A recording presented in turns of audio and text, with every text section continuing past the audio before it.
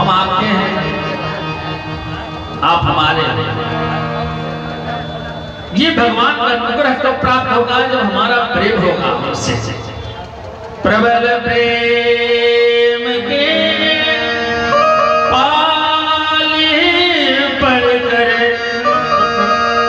प्रभु को नियम बदलते देखा, अपना मान भले चल जाए भक्त कमान न चलते देखा। अगर उनका अनुग्रह प्राप्त हो जाए तो ग्रह क्या कर सकता है? कुंडली का जीवन में अगर आपको भी लगे तो देखिए, अगर किसी व्यक्ति को जीवन में बार बार संकट आता हो, परेशानी आता रहता हो, बड़ी दुख रहता हो, किसी समस्या का समाधान नहीं हो रहा, व्यापार नहीं बढ़ रहा, रोजगार नहीं बढ़ रहा है, घर में परेशानी बन रहा है, उस व्यक्ति को 3 काम जरूर करना चाहिए। बड़ी सरल सा उपाय बताता हूं। 3 काम करना चाहिए। अपने को भोजन करने से पहले, किसी भी व्यक्ति को भोजन करने से पहले 3 व्यक्तियों को भोजन देना चाहिए। हम भोजन करें उससे पहले 3 जगह भोजन को निकाल कर रख दे और 3 चीजों को भोजन देना चाहिए। किसको? गाय को, कुत्ता को, कौवा को। किसको? गाय को, कुत्ते को, कौवा को। अगर गाय को आहार देते हैं तो 33 कोटि देवताओं का वास से गाय को होता है।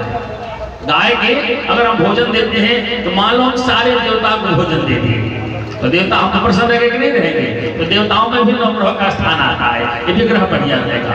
गाय को, कुत्ता को, अगर हम कुत्ते को प्रतिदिन भोजन देते हैं तो हमारे घर में किसी भी तरह का प्रेत बाधा नहीं रहेगा। किसी तरह का हमारे ऊपर कोई प्रेत बाधा, नजर, टोना, मंत्रिक, तांत्रिक किसी का प्रभाव हमारे ऊपर नहीं रहेगा, क्योंकि कुत्ते को भैरव का रूप बताया गया है। और भैरव कौन है? भैरव भूतनस्य भूतादि भूत भावना, प्रेत बाधा को दूर करने वाले हैं। गाय को, कुत्ते को और कौवा को। कौवा किसको कहा जाता है? हमारे पितरों को कहा जाता है। जो पितृ होते हैं वो कौवा के रूप में ही हमारे घर पर आते हैं। तो अगर हम कौवे को भोजन देते हैं तो हमारे पितृ संतुष्ट रहेंगे। तो जिसके घर का पितृ संतुष्ट रहता है उसके घर में किसी प्रकार का बाधा नहीं रहता है। तो गाय, कुत्ता, कौवा, ये तीनों का अगर आहार देते हैं तो जीवन के हर एक समस्या से समाधान होता रहेगा। भगवान की